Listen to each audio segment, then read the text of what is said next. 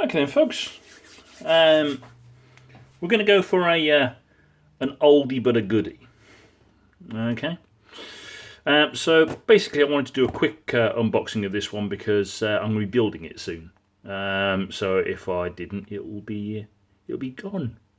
But just in case you spot this one, probably these days on eBay, I think you'll be pleasantly surprised. So, Airfix Club, limited edition again, should really be only for Airfix Club members, but again, these things do tend to find themselves about.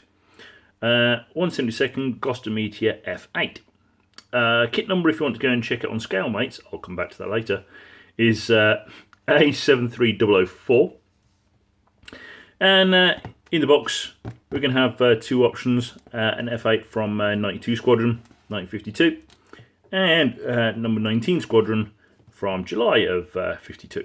So, typical of Airfix Club, there's literally nothing else on the box at all, apart from a sticker repeating itself, and the usual warnings that they have to.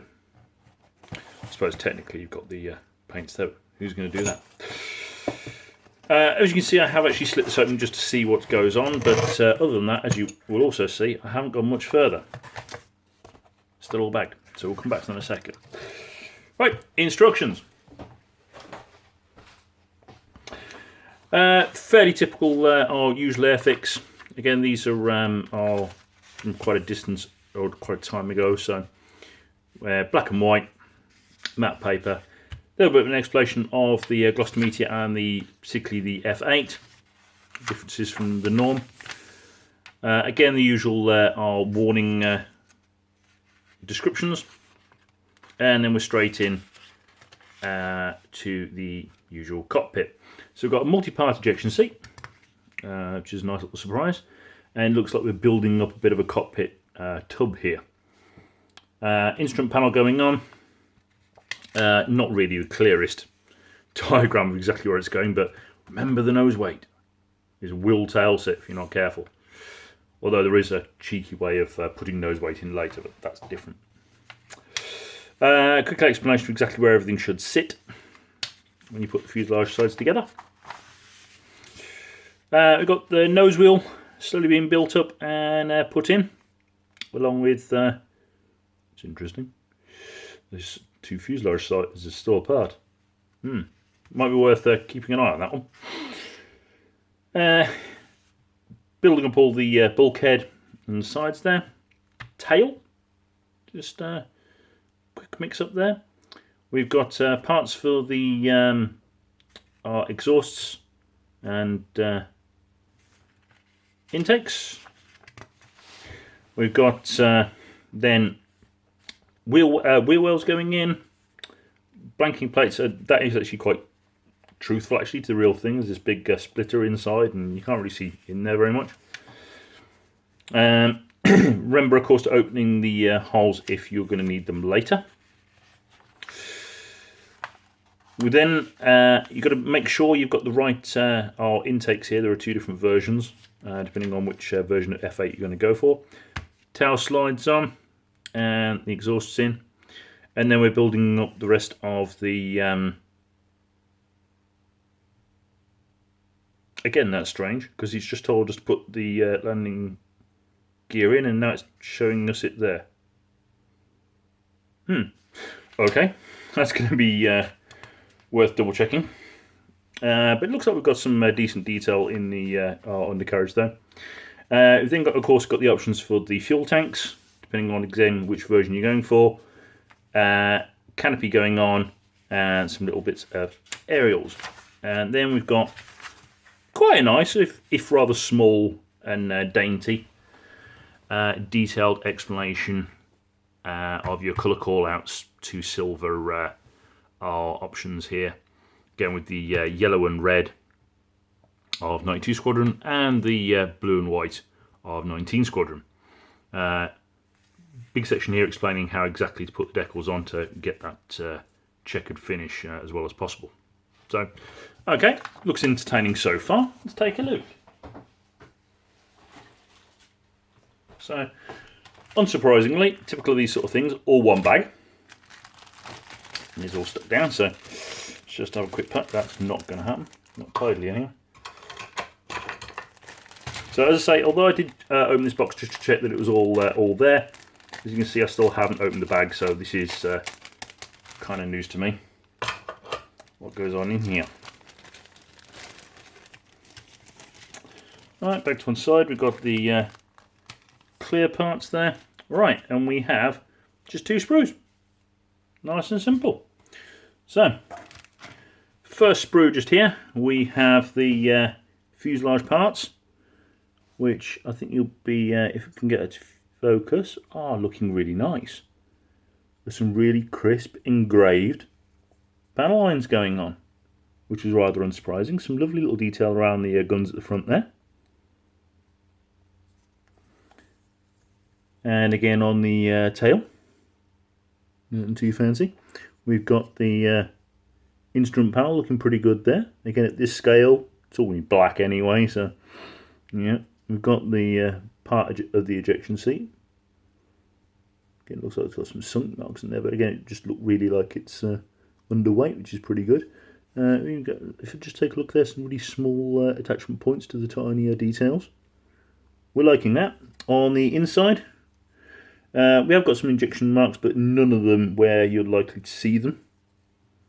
What I do see, though, is no pins, really, or very little in the way of pins for locating, so you're going to have to be a little careful. Now, that is a clue to what might be going on here.